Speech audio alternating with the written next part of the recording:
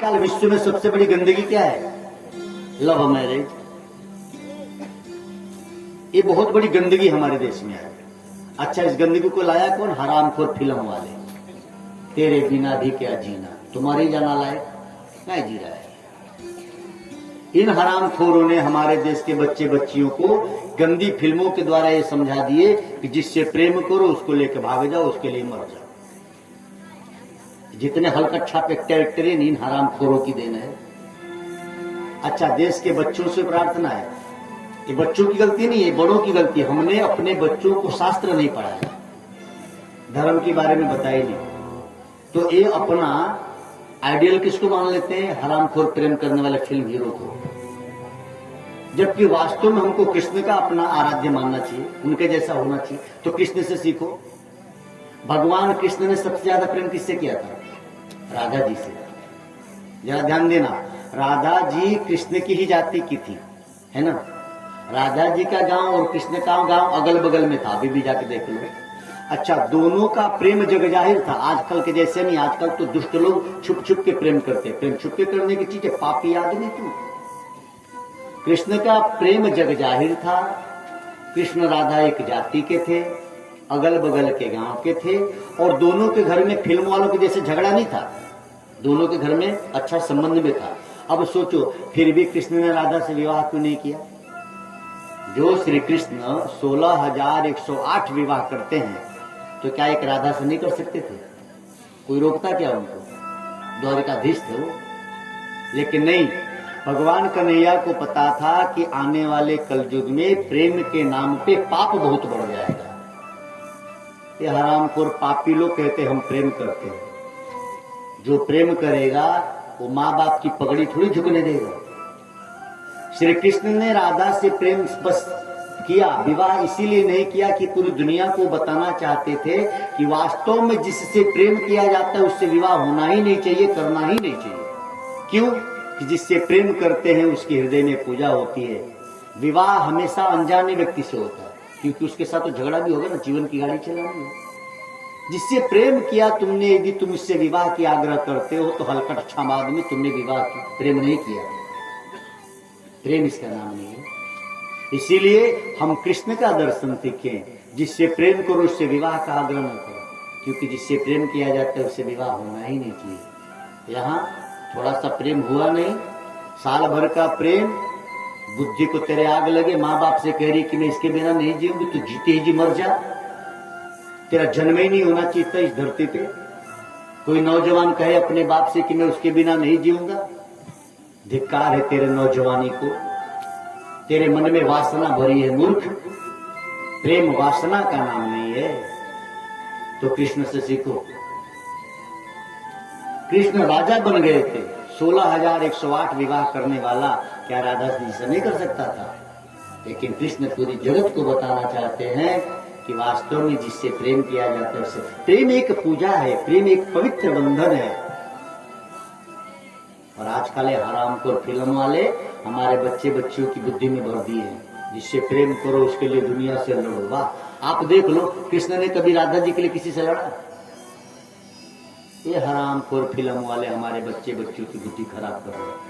और उनसे ज्यादा दोषी लोग हैं जो इस कथाओं में इन बातों को रखते नहीं। हर भागवत की कथा में हर वक्ता को चाहिए कि इस विषय को जरूर रखे कि भैया प्रेम का अर्थ क्या है। प्रेम का अर्थ तो कोई राधा और कृष्ण से सीखे।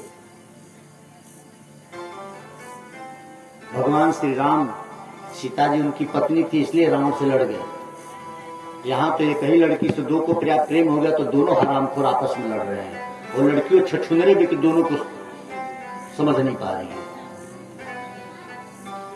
तो जितने पापी तापी लोग हैं ना आजकल, वो बड़े लैला मजनू बन गए हैं। इनका आइडियल लैला मजनू है। मूर्ख कह के तू भारत का है, तो कृष्ण को देखना। हम कृष्ण की जीवनी से सीखे, राम जी के जीवनी से सीखे।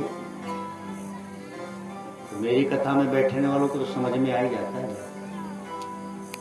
आजकल एक भूत चढ़ा है प्रेम का। 4 शब्द किसी ने बोला नहीं कि हाँ हाँ तेरे से बढ़िया कोई नहीं है। बहनों ध्यान देना, कोई तुम्हारी सुंदरता की तारीफ करे, समझ लो इसकी नीयत खराब है, हरामखोर की। महिलाओं की सबसे बड़ी कमजोरी क्या पता है? इनकी कोई तारीफ कर दे बेचारी खुश आओ।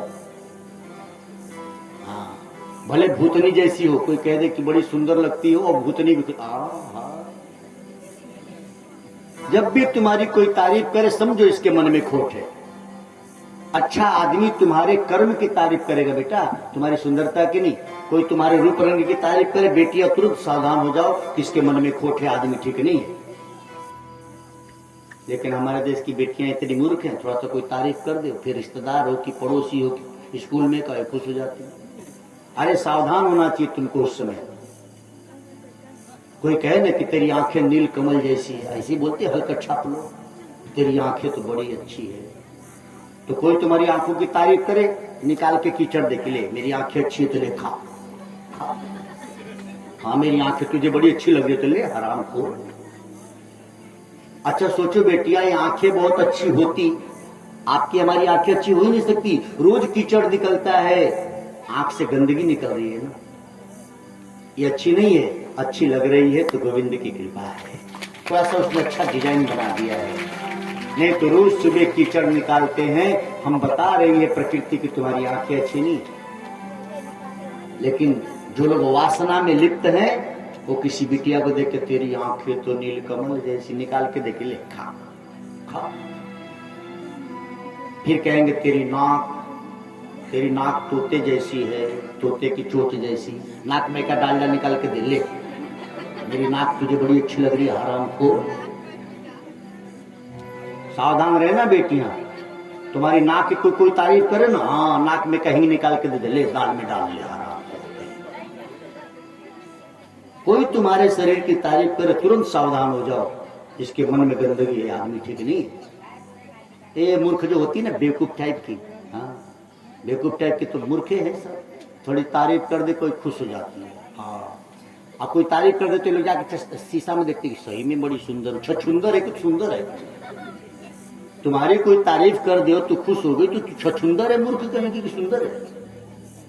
कोई तुम्हारी तारीफ करे तो समझो आदमी ठीक नहीं। कह देते तेरे होठ बड़े अच्छे, कैसे बोलते? गुलाब की पंखुड़ियों जैसे। अरे मूर्ख सूक्ष्मदर्शी से देख, होठ सदा थूक से भीगे होते हैं, होठ पे कितनी बैक्टीरियाएं होती है। कोई तुम्हारे होठ की तारीफ कर, थूक दो उसके मुंह पे, ले। ऐसे गंदे लोग हैं जो होठ दिन भर थूक से भीगे रहते हैं, उस होठ की तारीफ करते हैं। कैसी गंदगी इनकी बुद्धि में देखो। जो होठ सदा थूक से भीगे वो भी सुंदर हो सकते हैं क्या? होठ किसके सुंदर है पता है?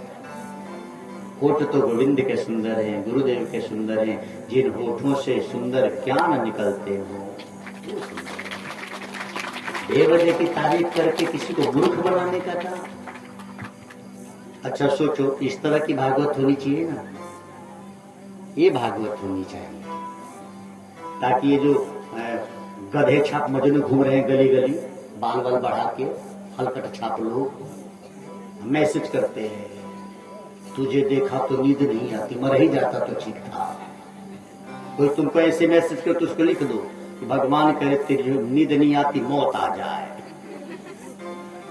कोई तुमको मैसेज करे ना कि तुझे जब से देखे नींद नहीं आती, तुम मैसेज करो कि भगवान करे कि मौत आ जाए, तुझे सदा के लिए सो जाए आराम को। कैसे कैसे लोग। आज की कथा से बेटियों को समझ में आ गया होगा। कोई तुम्हारी तारीफ करे तुरंत सावधान हो जाओ, इसकी नीयत ठीक नहीं है।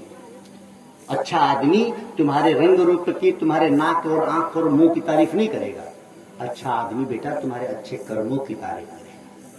इसीलिए कोई तारीफ करे ना फालतू तो सावधान रहो, फिर वो रिश्तेदार हो कि क्लासमेट हो, कोई भी हो, बचो ऐसे लोगों से। ओम नमो भगवते